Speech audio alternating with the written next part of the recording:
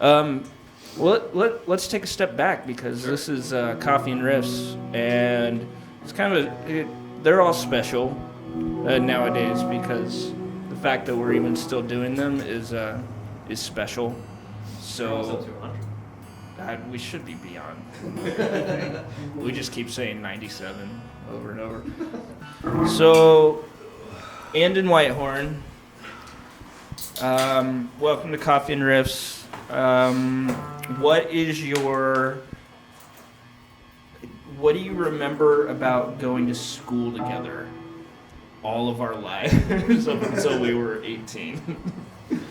I was talking with Alec from Master Audio Electronics recently, and we were, like I mentioned that I was like coming to town and I was going to drop some stuff off for y'all. And it's like, yeah, y'all used to be like school buddies or something like that, right? I was like, yeah, I remember Brady, like you came, if I'm not mistaken, like in like 5th grade in elementary school, like you came in, you were like, you moved to town, right? No. You didn't you start going to that school? Will Rogers? I went there the whole time. No, Sunset. Never went to Sunset. You never went to Sunset? No. Who am I remembering? I don't know. Okay, so did you and I meet up in 6th grade? It's then? probably 6th grade. Okay. Yeah, okay. So it's Central. Maybe that's what I'm thinking. Central. Yeah. Yeah, I remember you always used to be like a cool, super nice dude. And then we had a few classes together. And then I think like senior year. I distinctly remember we had pottery. Do you remember having pottery together? We had pottery together. With, we might have had racket sport, or do we have racket sports? Outdoor living, something like that. Yeah. Coach Struble. Yeah. We talked about music a lot back in the day. Talk about music. I think we maybe tried to play something later on in college. Or Yeah, it was like a little after high school. We got Yeah. tried a couple things because I remember I mentioned that when we talked about it in recent past. You had just gotten a Gretsch committee, and I thought that was like the coolest looking guitar ever. 'Cause, like being left-handed, like I didn't have a lot of options. Still don't have a lot of options. Sure. This is a friend of ours Yeah. that I'm borrowing. Yeah, we tried a couple things. You had just recently bought a Line 6 DM4, the late model, the old one. Or the distortion. The distortion Yeah, model. yeah. Yeah, that's the green one right there. Yeah. Distortion model. And Yeah, that was cool. That was that was my sound for a while. Yeah. Until I stopped through the switches. I remember when I first got that, I got it because you had it. I was like, that's cool looking. Like, and I fell in love with the classic distortion, which I later found out was like the rat setting or whatever. But I was so scared to like screw it, I set every knob for every foot switch for like the exact same setting. So regardless of which one I hit, it would be like the same. Never lose it. Never lose it. Yeah, I'd always do the same thing.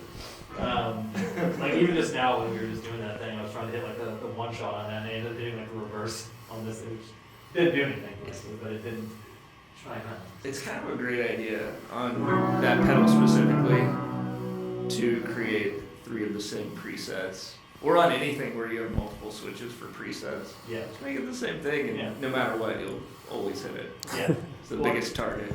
Yeah. Well, it was like 4, and then like you said, I stopped one and clear out. And then it became, then I was like, oh, I'll just do it. Fixing those is the easiest. Yeah. It's incredibly easy. Yeah. You just change the switch. Yeah. And just wire it up. It's insane. In hindsight, like when you like at the time, like whenever you get it, like it's this big colossal thing, and like you're like, I could probably figure it out, and you open up the back, and you're like, I don't know what the hell I'm looking at. Yeah. I think the DL4 that I still have left is actually like a Keeley modern one. Yeah. It was back whenever they were replacing like the foot switches, and like they put in the blue LEDs. Yeah, that's where I sort of learned how to do that. Yeah. And then there's mods beyond that I haven't ever really used where you can like create multiple banks. Well, my question to you is, so you've been in Richmond, right? Yeah. But you were somewhere else before then. I was in Vermont for like 2 years. That's right. Yeah, we moved up there 2017 to be closer to my wife's mom. She'd had a couple surgeries, and like we wanted to be closer, and we also were kind of tired of living in Oklahoma. Sure. Been trying for like 30 years to do something more. We moved up there. About a year in, she's like, I'm gonna move back to Oklahoma, and I'm like, we don't want to stay here. It's like snowing around 7 months out of the year. It's like super cold. It's beautiful up there, but it's just like not a place for us. And so we started like looking around. I always loved the music scene in like Richmond, and they had a good food scene. which is like, being in the hospitality industry that clicked with me. So we kind of went down for a visit, fell in love with it, and moved down about a year later. So we've been there about 3 years now. What's your background in the food scene? How did that start? Because I know some of it in Oklahoma, but then once you moved, what did you? So what happened? How'd you get into it? What? One of my first jobs was actually working at Subway when I was 13. Yeah. And so I remember working there when they started getting all the different breads and sauces. And then I was like, oh man. So it's a legend working at McDonald's, computer shop at the time, whatever. Then after that, it was just a bunch of restaurant jobs over the years, probably for the last 20-something years. Cooked for about 15, 17 of those, and then switched to beverages a few years ago. So for about 24 years. Yeah. In some capacity, but it's fun, rewarding. It's just it's creative. It's a lot of work, but it's also pays the bills. Yeah, totally. How'd you get into doing pedals? Got into it predominantly I've always kind of fixed things. I always had a soldering iron or whatever. So it was And let me preface with, Andon does Lantern manufacturing. Yeah. So because I didn't say that earlier. A real thing. So it's all right. So yeah, how did Lantern start? So it started just because like I said, I've always kind of repaired things that broke, if a cable, a lot of times when these instrument cables break, you just need to resolder or whatever, generally on the jacks. So started fixing that, small things here and there, and then I remember picking up that gold DM4, the distortion modeler. And then why is I was why are all these presets so sick? And then I had to dial through them all, and I was oh, it's a classic distortion. I looked it up. I was oh, it's the rat, which I had a rat. I just didn't put the two together. But the reason it sounded so good was because there's a 3-band EQ on that pedal, and on it the mid knob is the presence knob, or the presence knob is the mid knob, something like that. So it actually still works like the rat filter knob does. But I was man, this sounds great. But it also had the additional mids, so you could actually push those more. And so at first I started just looking for rat pedals that had EQs, and there were a couple, some that aren't made anymore, they were $300 and $10, and I was that's a lot of money, and I started looking at it, I was well, I could probably do anyone, any foolish endeavor, you're oh, I could probably do this. Piece one together. And then several months later, you taught yourself a CAD program, you tried out PCBs, you've done a lot breadboarding and things like that, and then the Sycamore was what came in that. So the Sycamore is essentially a rat or a rodent, whatever you want to call it, we have to bleep that out, or names, whatever. But that was just a 3-band EQ after the gain section. So it allows you to make up bass, mids, or trebles, or scoop it. And then after that, when I was doing that, I was also breadboarding other things and came up with a couple other ideas. One that will be coming out soon is the White Oak, which is a dual parallel fuzz. So you can actually, it has 2 separate fuzzes, one on this side, one on this side. The one over here, gain 1 and tone 1, that side. Fuzz 1 is essentially a comparator square wave style fuzz, loosely based on the Anderson comparator fuzz, but also quite different as well, took a lot of finagling. And the tone section of that's kind of like a big muff, but has a mid boost in the middle and this other stuff. And then the other side is a vintage harmonic style fuzz that's based on off amp stuff. That's been again very different. And the tone section on that is a weird thing I kind of just happened upon as I was trying to organize. I was trying to do an all pass filter on it, but it ends up being if you turn it all one way, you just have nothing but the mid section, and then if you like a mid band, and then if you turn it all the way the other way, you're kind of just boosting everything except that. So you can actually get some nice thrashy kind of shreddy sounds depending on which way you put it. The other one is kind of where you can do a lot of accents, and it has a blend between them. Oh, cool. So, cool. Yeah, and then a volume if you want to turn it over. But there's a couple other things planned.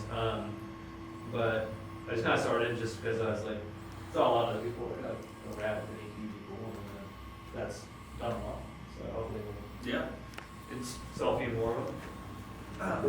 People rave. Anybody who's tried it raves. And it's been that's also what's the saying? If I've seen farther, it's because I stand on the shoulders of giants or whatever. Sure. Yeah, we'll go with that. Whoever said that. Was it you? But the idea is like Edison or was it Newton? I don't. One of those. It's An inventor. some smart guy said it about a bunch of other smart guys. But yeah, took me straight to Flavor Town with the donkey sauce. Anyways, yeah. So like that was like the idea is that like, well, it sounds good because it's what's inside of it. You know, Sure. it's like the EQ is like the unique thing about it. The other thing, like anyone could do that. Like anyone could like build or inspire that or whatever. The idea to put them together is kind of what makes it like more versatile or unique in that way. Yeah. But like if you're starting with good like the skeleton, if the bones are good, then fleshing it out is probably like you know you can do that. I asked a lot of people,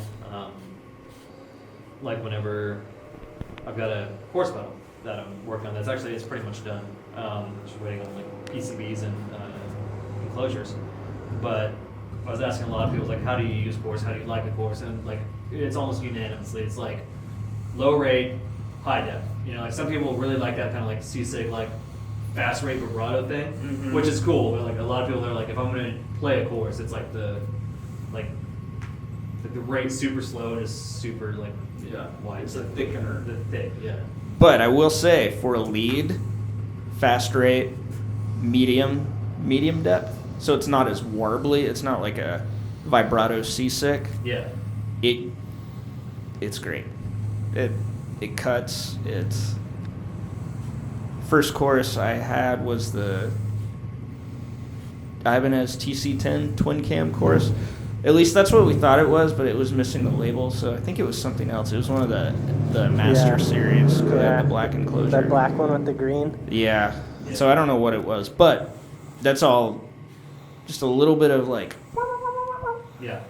on top of your lead. Single note leads. You can't play chords with it, because if you did, then it just sounded like garbage. Marbles out. Yeah. I think my first chorus was the pepperoni. The Dan Electro? Yeah, like the pepperoni was the phaser, whatever the chorus version of that one was. Because I remember Pastrami? I had the pastrami. I think it was pastrami. Yeah. I just had the grilled cheese. That's the only one I had. Tuna. That tuna melt's still one of like the best tremolos like we've ever heard. It's wild. I had such a limited relationship with the food pedals. I bought them all because they were like, I went to like the Guitar Center here, and they were close out. You could get like the case with 5 of them in it for like $20 or something like that. I was like, give me all of this. Yeah. They came in a blister pack. Mm-hmm. I've still got a few of those. Such a great idea. I've got other chorus pedals, but I still have that. It's essentially what Fender is doing. You talking about that new line they put out? Yeah. The I can't. silver. Yeah, sorry. I do have a few. Okay. Well, Andon, thanks for traveling all the way here Yeah. for this very reason only. Yeah. Only this. Nothing else. And nothing else. Coming back to Oklahoma in order to hang out with us. I'd do it again. Okay, next week. Yeah. After you get home, Yeah. we'll set up a time. We'll get back, yeah. Give me 3 possible additional Lantern manufacturing names of pedals. So you've got the Sycamore and the White Oak.